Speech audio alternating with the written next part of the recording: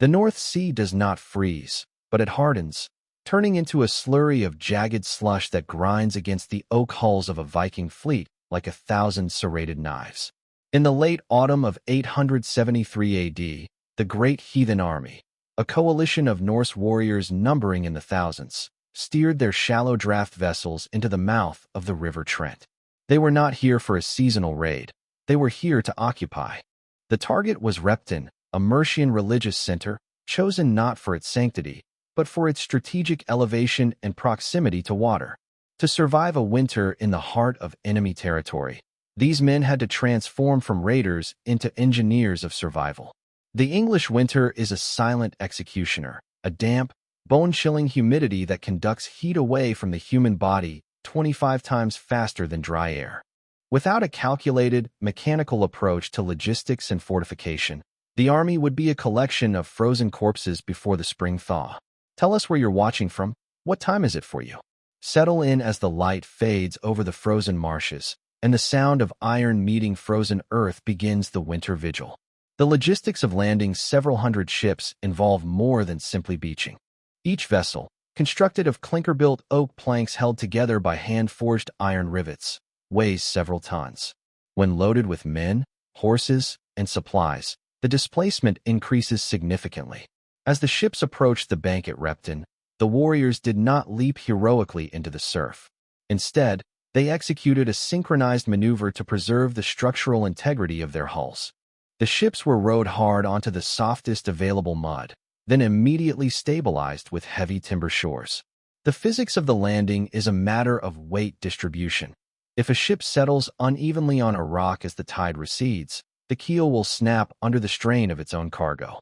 Men jumped into waist-deep, near-freezing water to haul thick hemp ropes, their leather boots instantly saturating. This is the first threshold of survival, hypothermia. At a water temperature of 4 degrees Celsius, a man loses dexterity in his fingers within 5 minutes. Within 30, his core temperature drops to a level where the heart begins to flutter. The survival of the army depended on the immediate establishment of fire and the stripping of wet wool.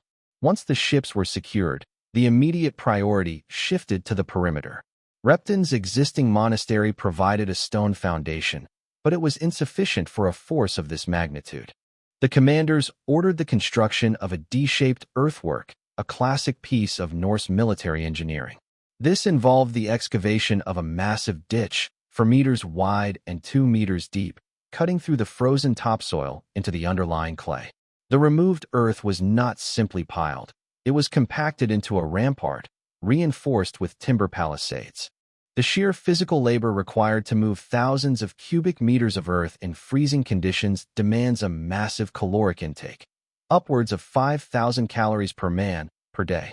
This energy came from the slaughter of local livestock, seized from the surrounding Mercian countryside. The sound of the axe at Repton was not the sound of battle, but the sound of clearing forest for the war for wood.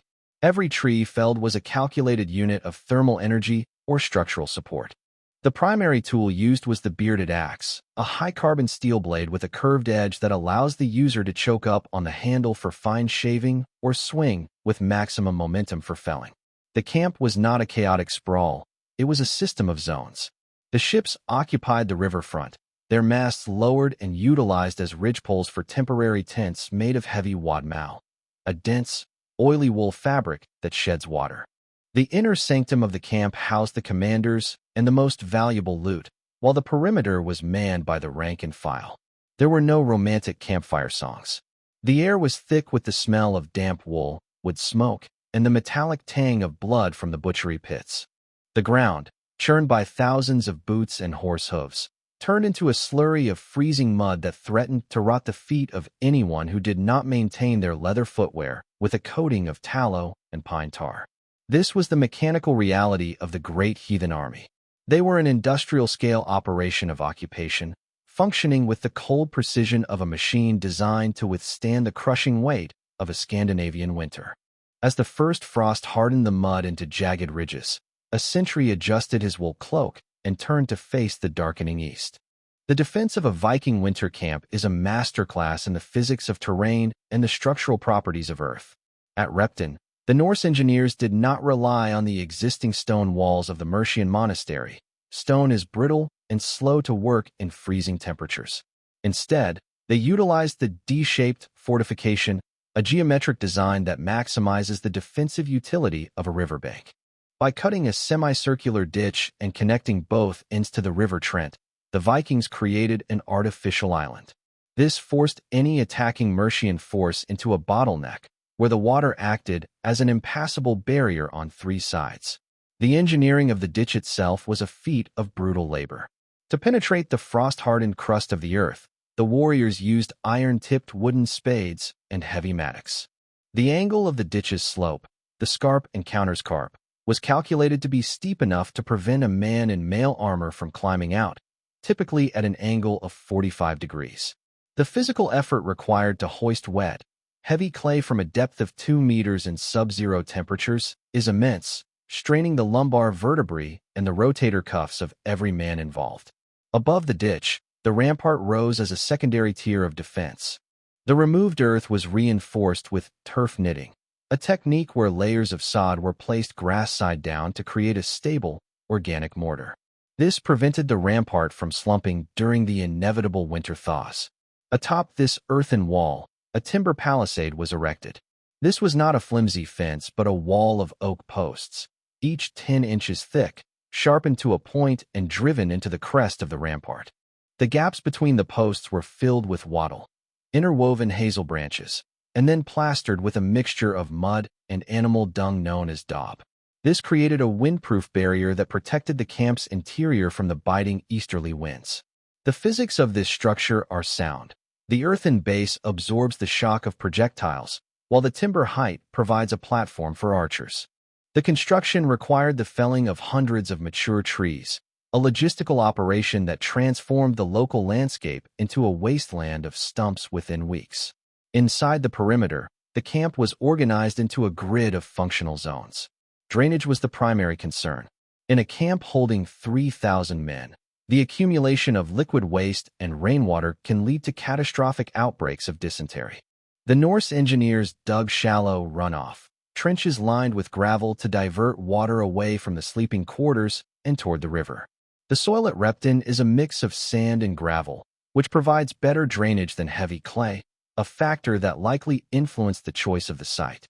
Every structure, from the small sunken featured buildings, Grubenhäuser, to the larger communal halls, was oriented to minimize wind resistance. The Grubenhäuser were particularly effective for winter survival.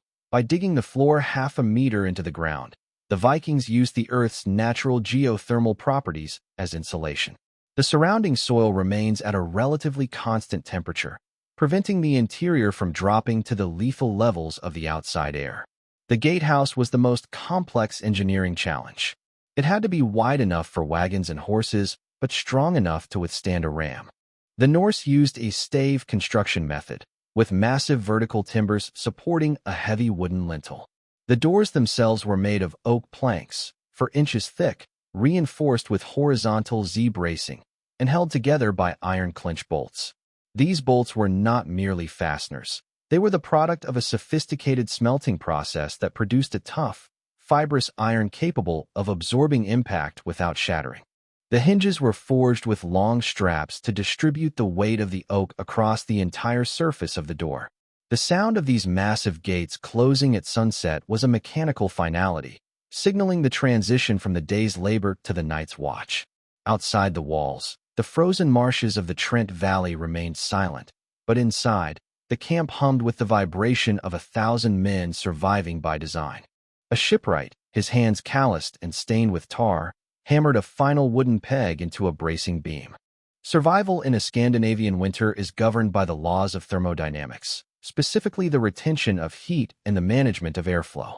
The Viking longhouse was not merely a house, it was a thermal regulator.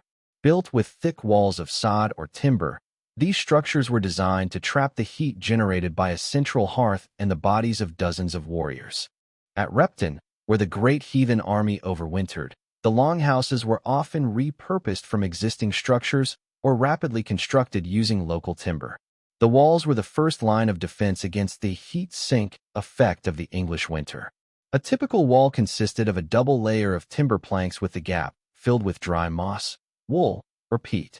This created an insulating air pocket, similar in principle to modern double glazing, which significantly reduced the rate of thermal transfer. The thickness of the sod walls could reach up to 1 meter at the base, providing a thermal mass that absorbed heat during the day and radiated it back into the interior during the night.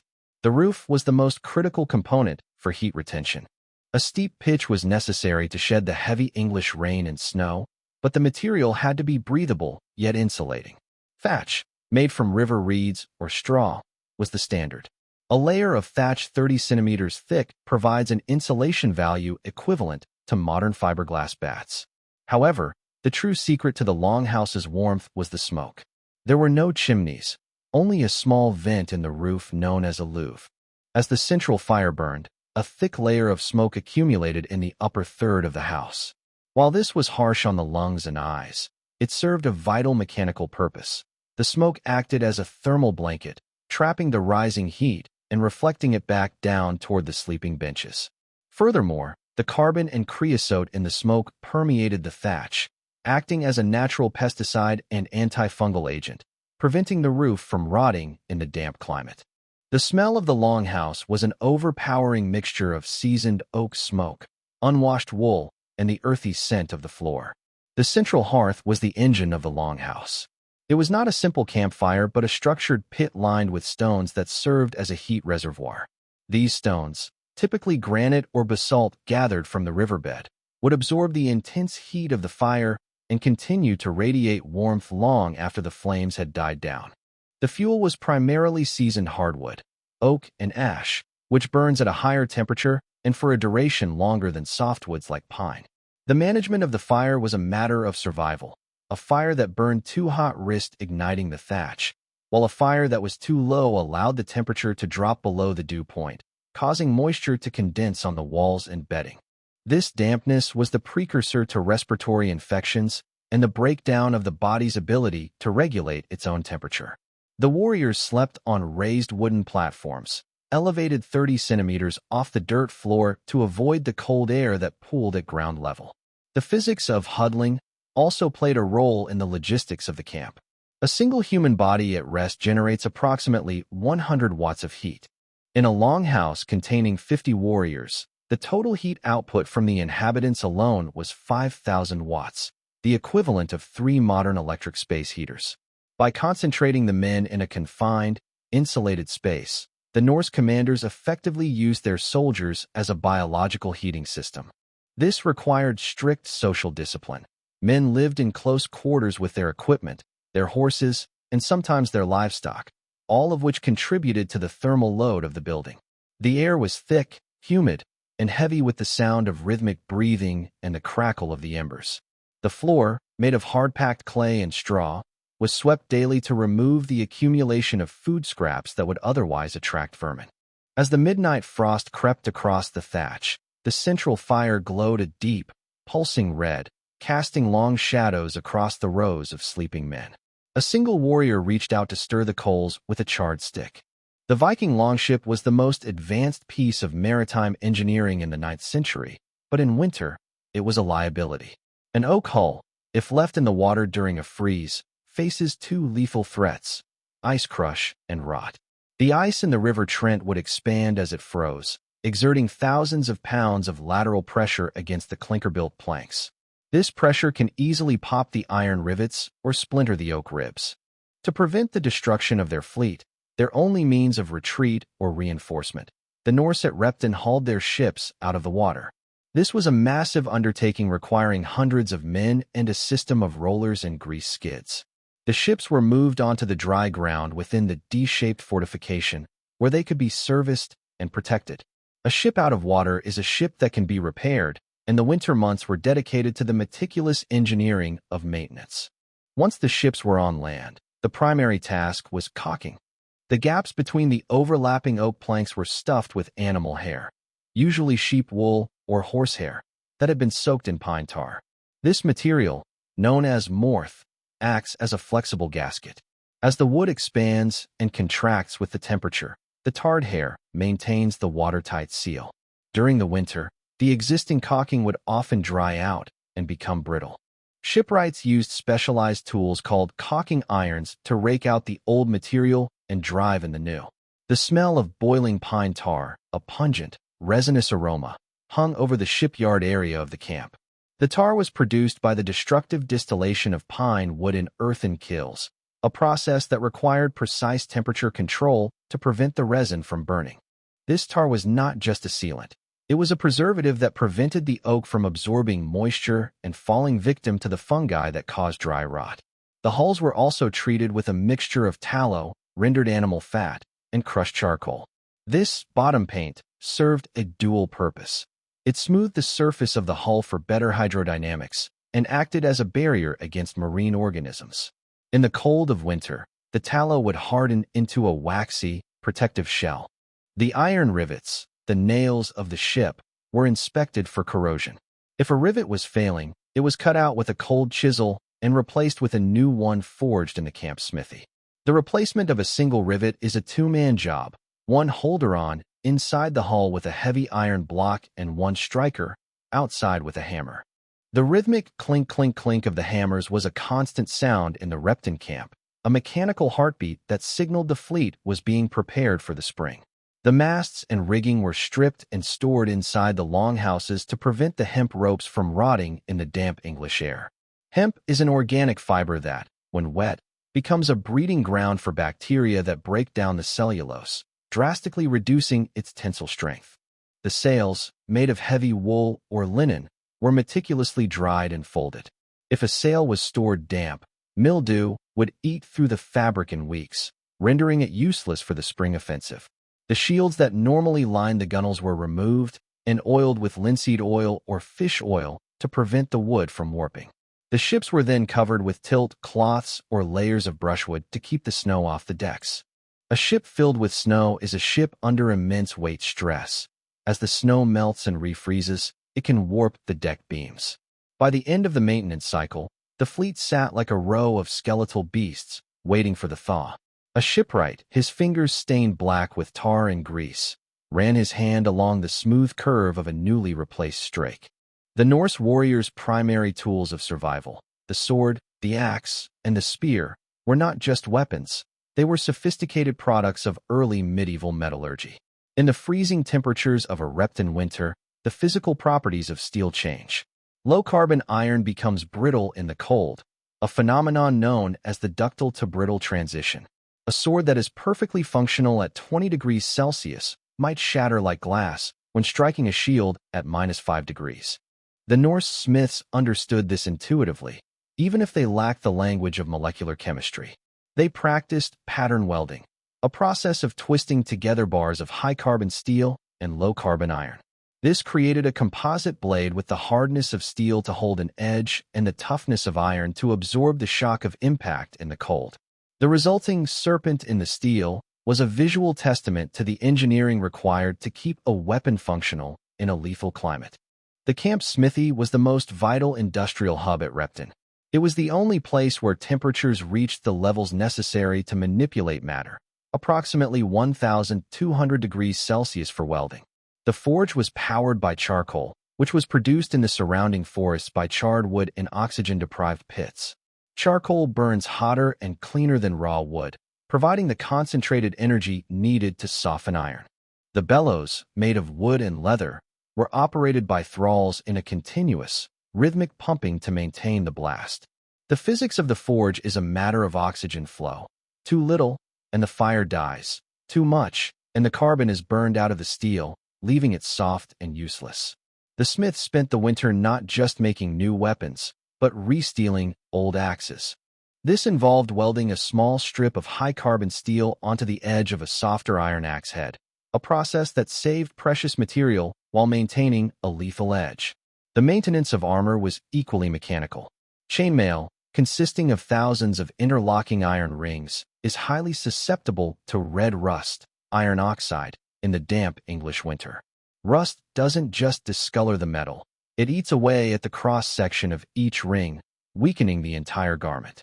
To combat this, the Vikings used a mail shuffling technique. The shirts were placed in a barrel with sand and vinegar and rolled back and forth. The abrasive sand scoured away the rust, while the acetic acid in the vinegar provided a mild chemical cleaning. Afterward, the mail was thoroughly coated in lanolin, the natural grease found in sheep's wool or rendered fish oil.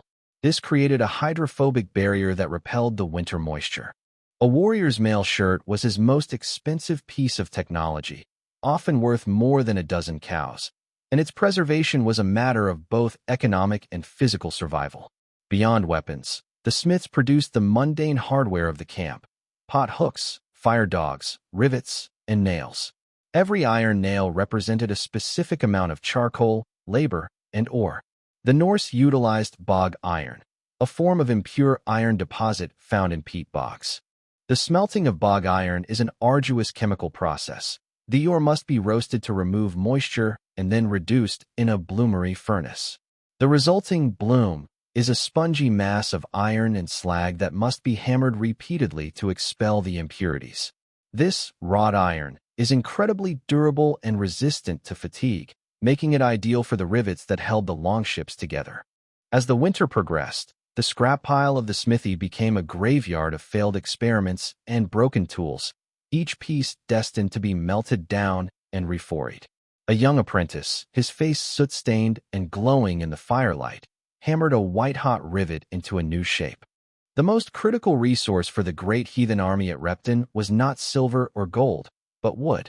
To sustain a force of 3,000 men through a 4-month winter, the energy requirements are staggering. Each longhouse hearth consumed approximately 50 kilograms of seasoned hardwood per day.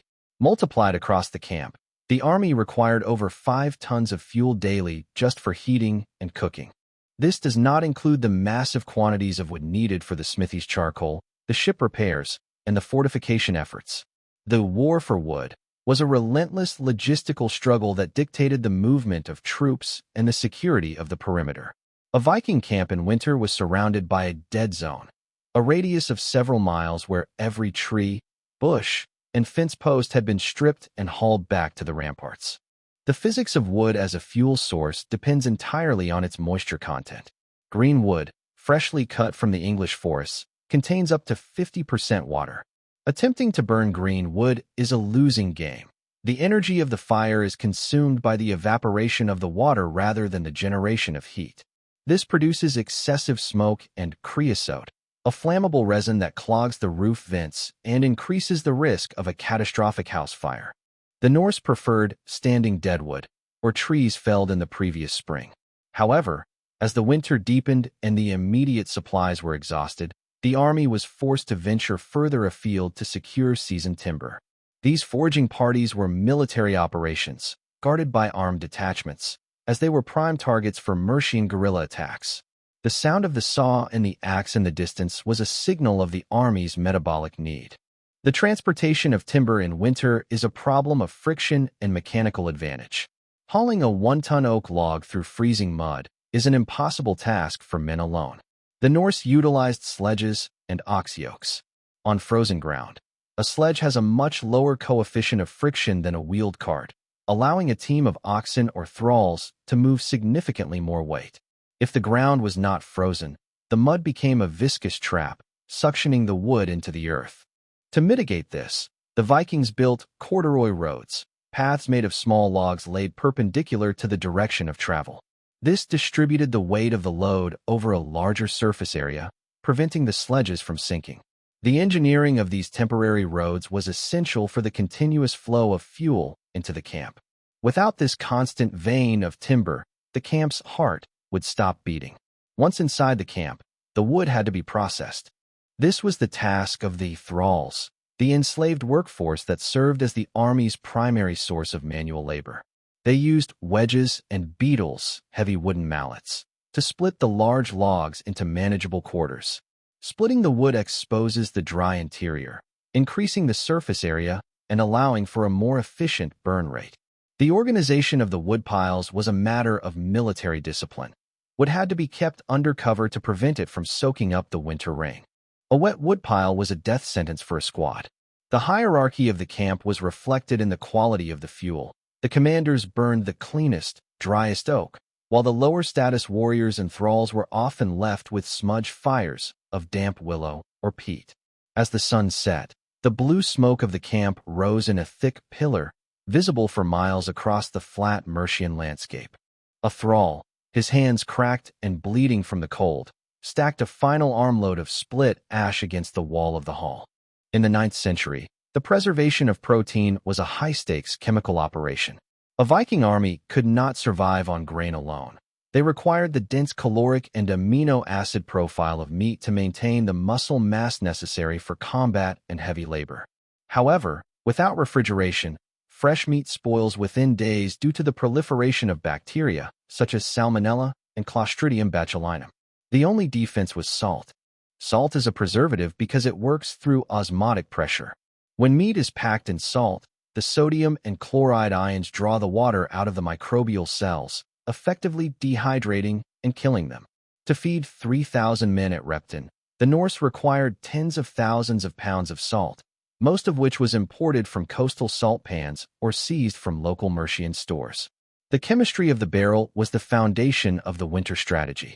The process of corning meat began immediately after the autumn slaughter. The livestock, cattle, pigs, and sheep, were killed, bled, and butchered into manageable joints. These joints were then rubbed with coarse sea salt and packed into airtight wooden barrels. The brine that formed as the salt drew out the meat's juices was a concentrated chemical solution that prevented any oxygen from reaching the protein, further inhibiting the growth of aerobic bacteria. If the brine leaked or the salt concentration was too low, the meat would taint, turning into a toxic mass that could wipe out an entire platoon. The Norse also used smoking as a secondary preservation method. By hanging meat in the rafters of the longhouses, the phenols and formaldehyde in the wood smoke created a protective skin on the meat, which acted as an antimicrobial barrier. The resulting smoked ham, or dried beef, was as hard as a plank of wood and had to be boiled for hours to be edible.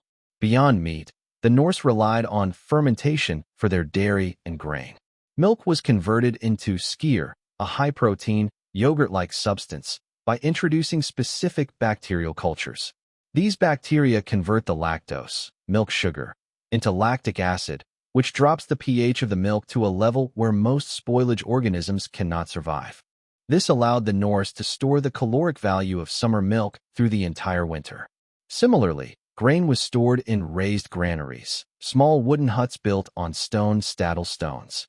The mushroom-shaped stones prevented rodents from climbing into the grain and provided an air gap that kept the floor dry, preventing the growth of ergot, a lethal fungus that thrives in damp grain and causes hallucinations, gangrene, and death.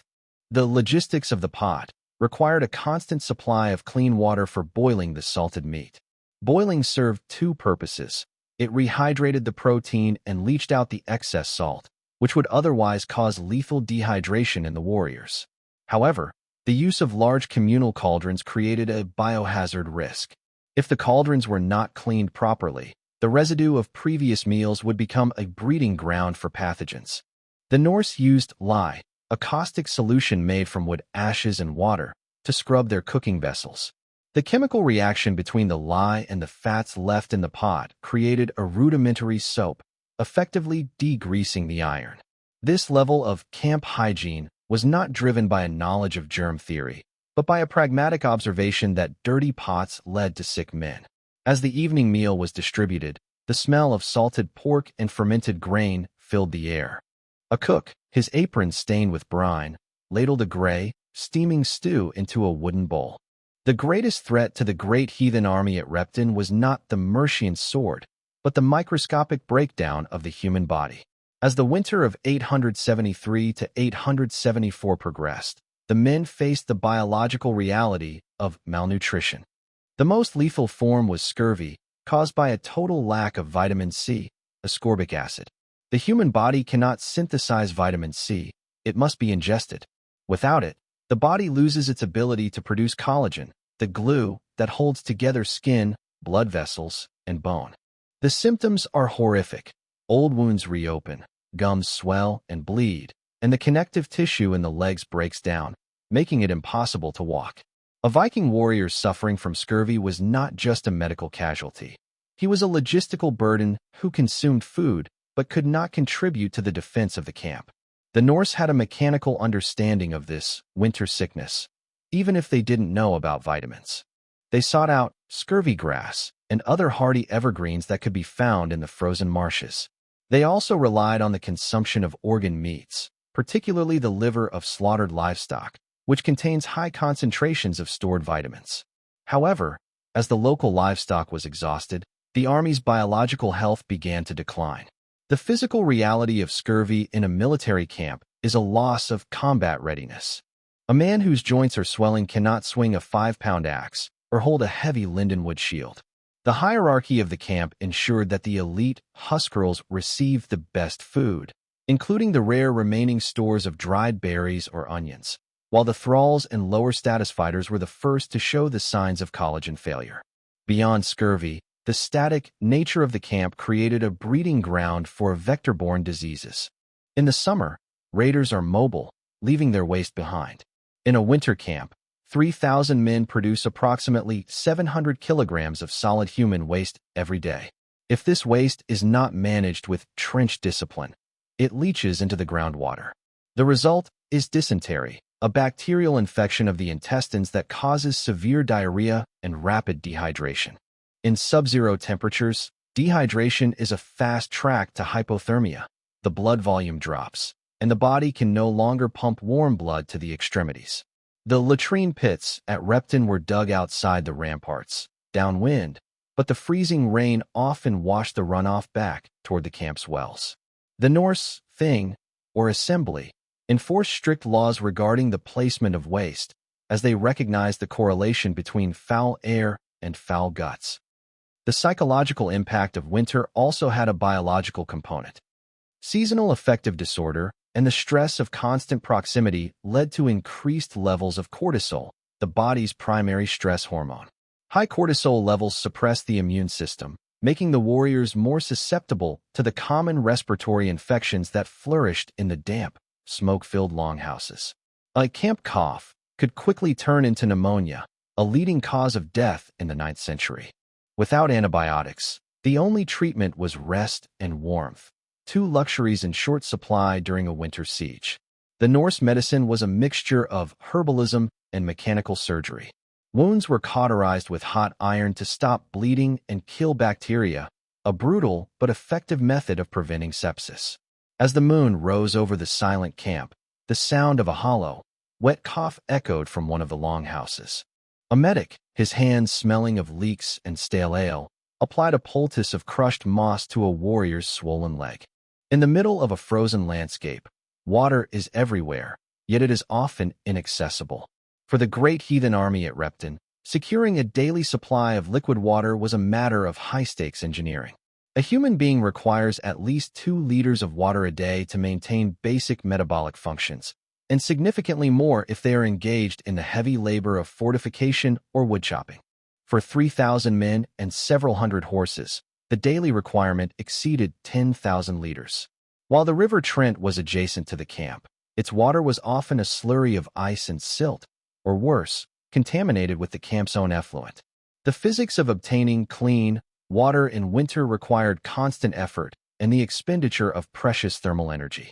Melting snow or ice for water is a deceptively inefficient process.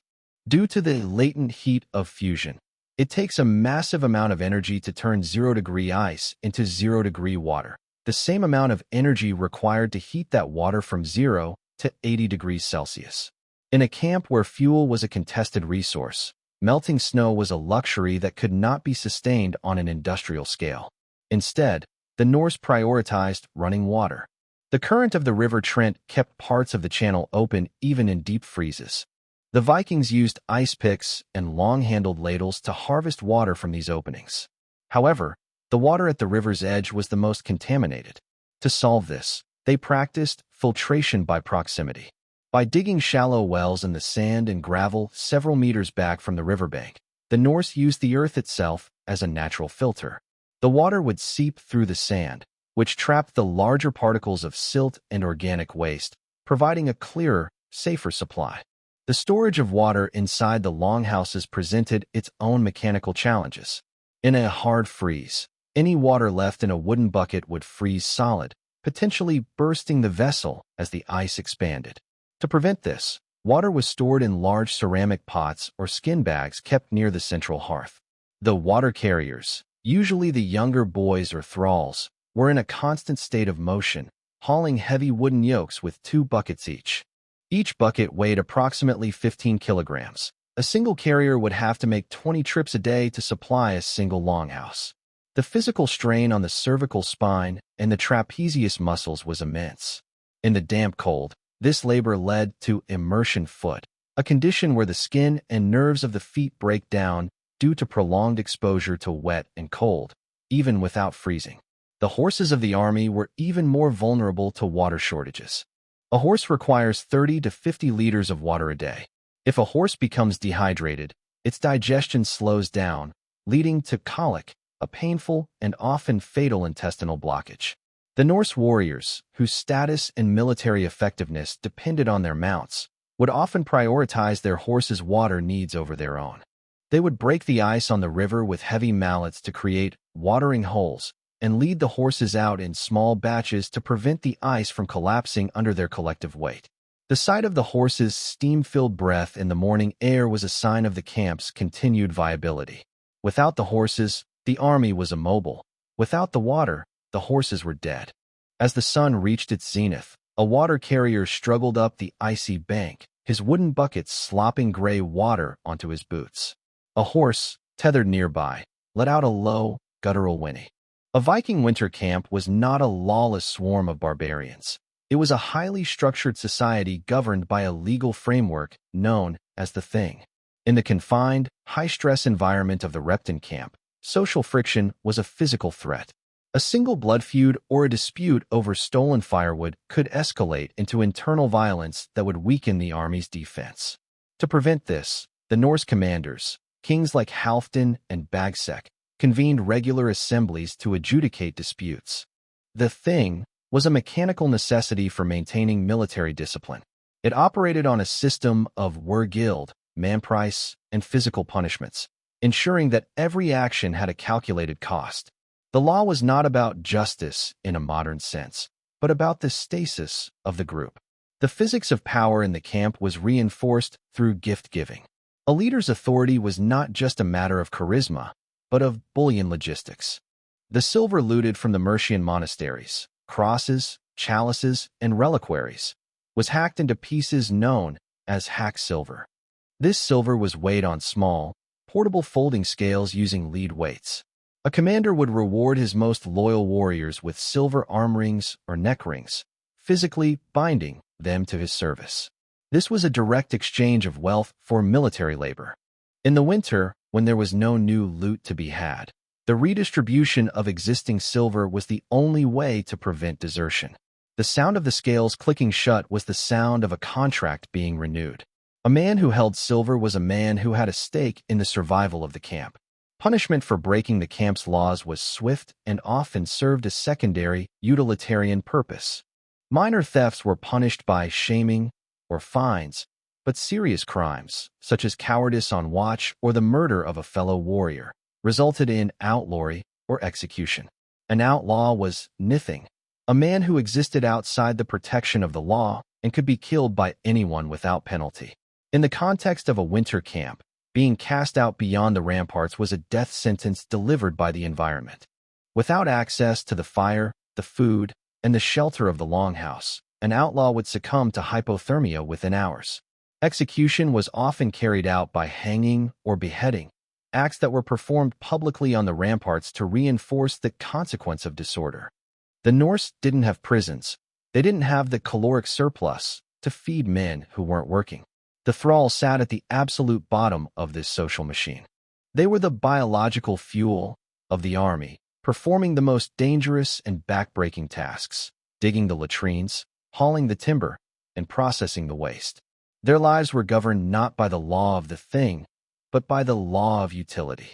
A thrall who was too sick to work was often left to die or killed to save food. The hierarchy was visible in every aspect of camp life, from the quality of the wool in a man's cloak to the position of his bed slot relative to the fire. This rigid structure prevented the entropy of the social group. By the light of a flickering oil lamp, a law speaker, recited the customary codes to a circle of bearded men. Outside, a sentry leaned on his spear, his eyes fixed on the dark line of the woods, where the law of the camp ended and the law of the winter began. The functioning of the Great Heathen Army at Repton relied on a caste of individuals who are often invisible in the sagas, the thralls. In the mechanical system of the Viking winter camp, thralls were more than just slaves. They were the low-status energy units that allowed the warrior class to maintain their combat readiness.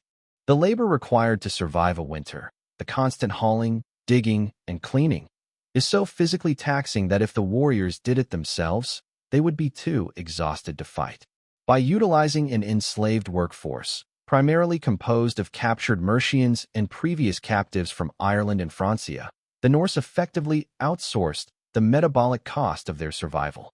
The thrall was the human equivalent of a draft animal, but with the manual dexterity to handle tools. The life of a thrall was a study in caloric deprivation. While a warrior might consume 4,000 to 5,000 calories a day, a thrall was likely kept on a subsistence diet of thin grain porridge and the offal from butchered livestock. This created a negative energy balance. The physical tasks assigned to them, such as the water run or the charcoal carry, burned more energy than their diet provided. The result was rapid muscle wasting and a weakened immune system.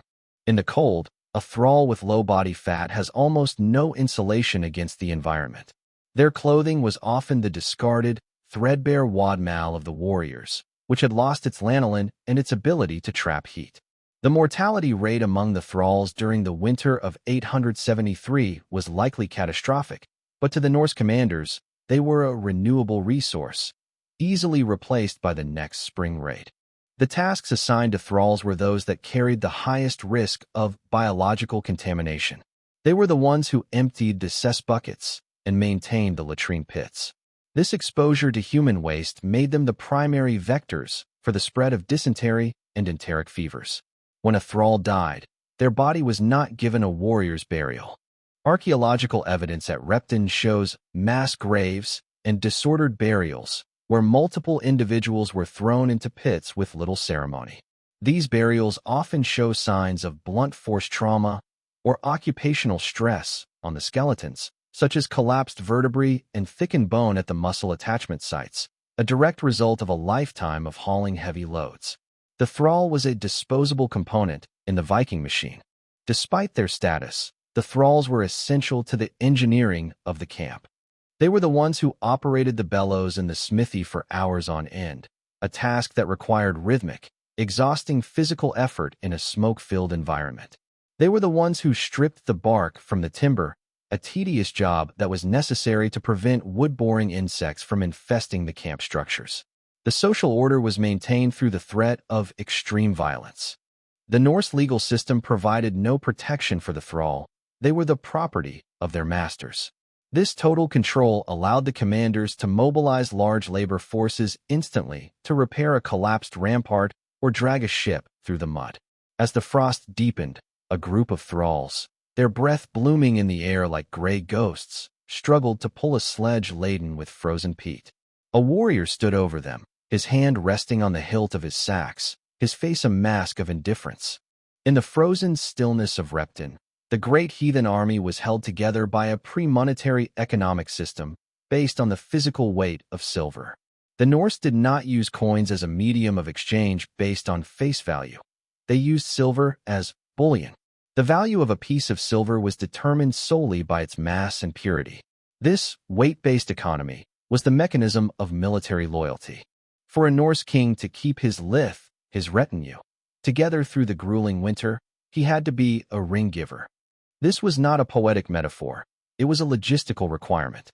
The redistribution of wealth was the only way to ensure that the warriors, men who were essentially independent contractors, did not decide that the Mercian winter was too high a price to pay and depart for warmer lands. The tools of this economy were the folding scales and lead weights. Every commander carried a set of these finely tuned instruments, usually made of bronze. The scales were capable of measuring silver to within a fraction of a gram. During the winter, when physical activity was limited, the camp became a marketplace of silver.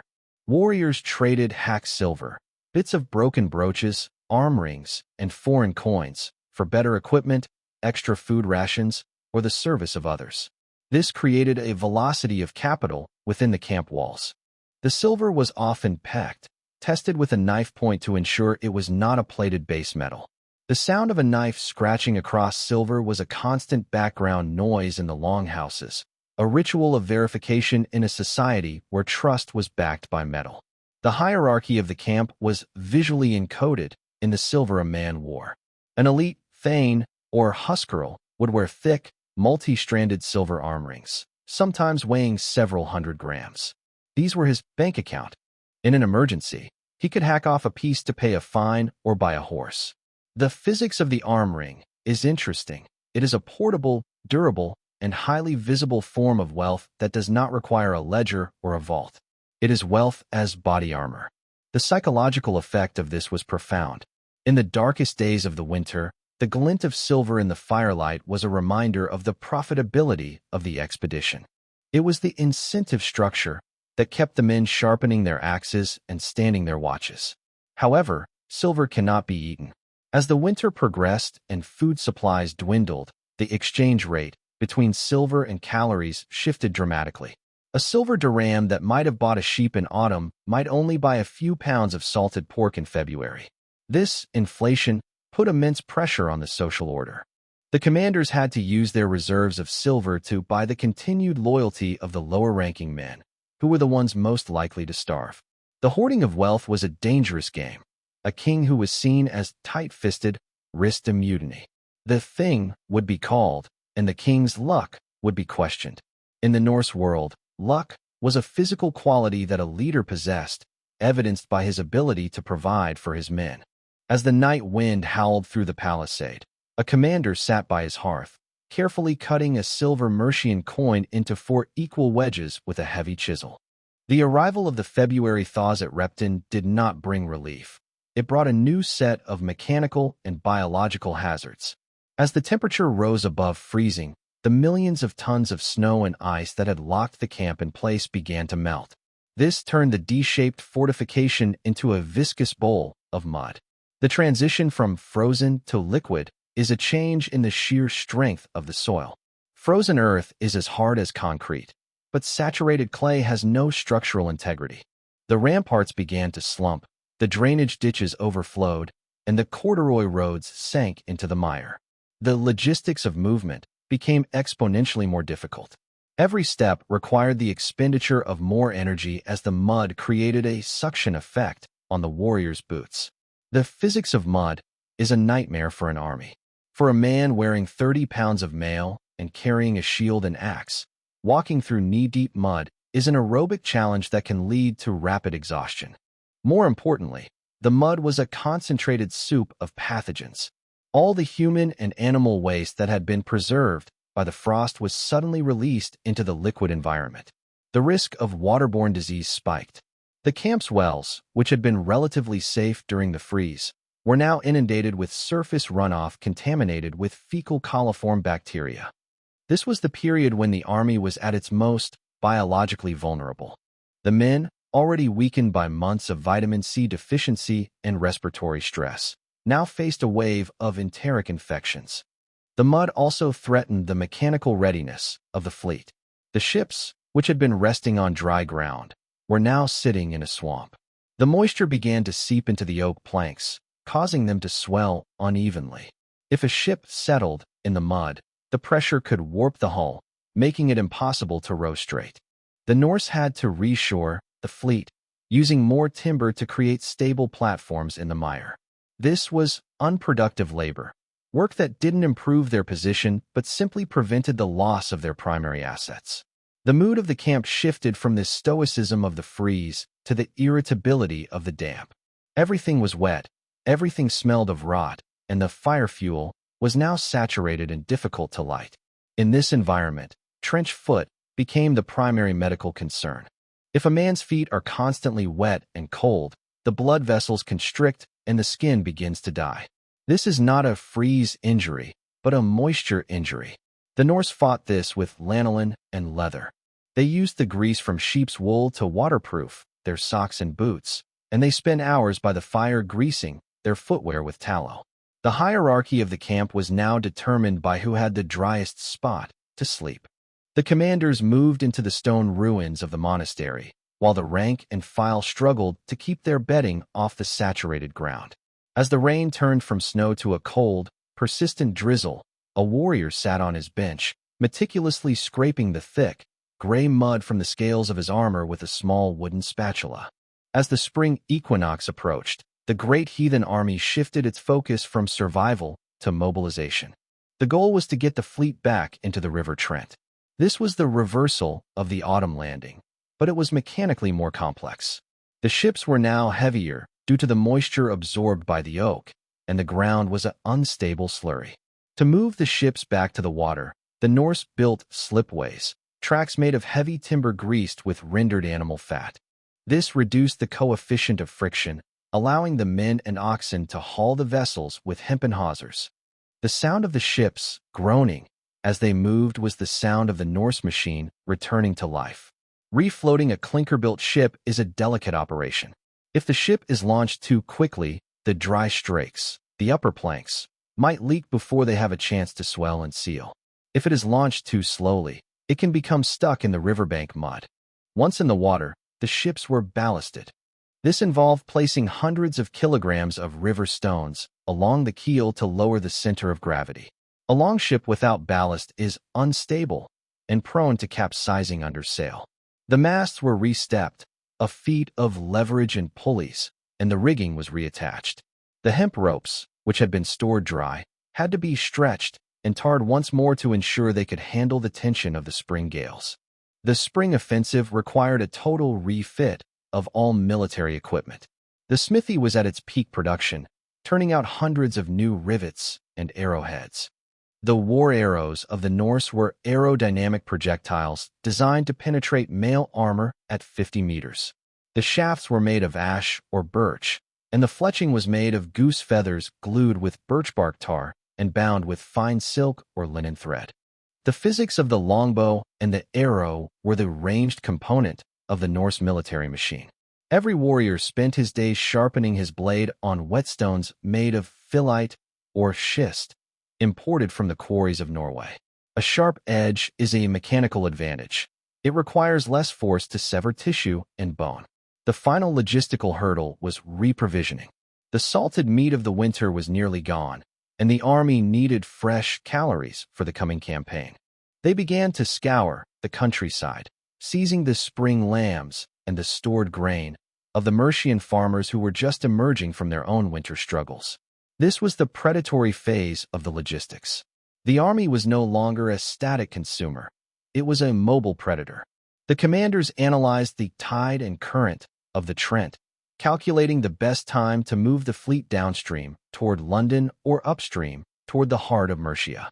As the first green buds appeared on the willow trees, a ship's captain stood on the steerboard of his vessel, testing the tension of the new hemp stay with his calloused hand. When the Great Heathen Army finally struck camp and moved out in the spring of 874, they left behind a disturbed landscape that would remain visible for over 1,000 years. The D-shaped fortification at Repton is not just a historical site.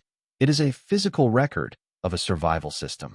The stratigraphy of the earthworks shows the layers of rapid construction, the alternating bands of turf and clay that speak to the mechanical urgency of the winter. In the butchery pits, archaeologists have found the remains of thousands of animals, their bones bearing the distinctive hack marks of Norse axes. These are the biomarkers of the army's metabolic cost. Every bone is a unit of energy that was consumed to keep the machine running. The mass grave at Repton, containing the remains of at least 264 individuals, is the most somber engineering report of the winter. The skeletons are arranged around a central burial, possibly that of a leader. The pathology of these bones tells the story of the winter. The pitting of the bone caused by scurvy, the healed fractures from labor accidents, and the chronic arthritis of men who spent their lives hauling oak and iron. The demographics of the grave, mostly men of military age, but also women and older individuals, reflect the total society that the Great Army had become. They were not just a band of brothers. They were a migratory state that carried its laws, its economy, and its engineering with it. The items left behind in the mud, the broken rivets, the lost hack silver, the discarded whetstones, are the industrial waste of the occupation. Each object was a tool of survival that failed or was no longer needed. The presence of high-status items in the mud suggests that the camp was not abandoned in a panic, but decommissioned with deliberate intent. What couldn't be carried was buried or thrown away. The Norse left a transformed environment. The forests around Repton were thinned, the riverbanks were reshaped, and the social ecology of Mercia was permanently shattered.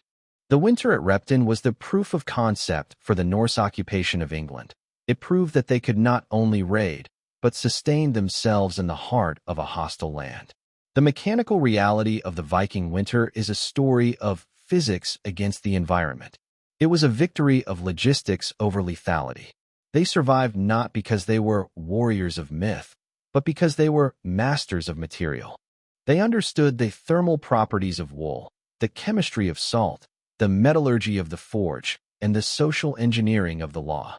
As the last longship disappeared around the bend of the River Trent, the camp at Repton fell silent. The fires went out, the smoke cleared, and the English mud began the slow process of reclaiming the ramparts. A single iron rivet, dropped in the slush months before, sank deeper into the silt, where it would wait in the dark for 11 centuries. A silent sentry of an army that refused to freeze.